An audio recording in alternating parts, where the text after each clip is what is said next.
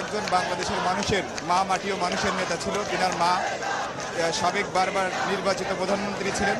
তিনাকে ষড়যন্ত্রের মাধ্যমে ফখরুদ্দিন মঈনুদ্দিনের যে একটি নীল নকশা ছিল, সেই নকশার মাধ্যমে তাকে দেশ থেকে বিতাড়িত করা হয়েছিল।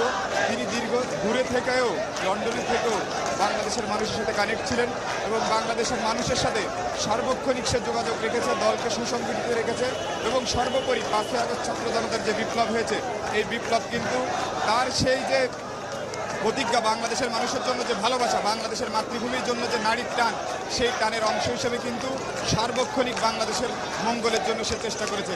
আজকে যখন উনি আমাদের বাংলাদেশে আসতেছে, আমরা বারবার বিগত দিন কিন্তু আমরা স্লোগান দিয়েছি, তারেক রহমান আসছে, আমাকে ডাকছে, তারেক রহমান আসছে, তারেক রহমান বীরের বেশে আসবে ফিরে বাংলাদেশে।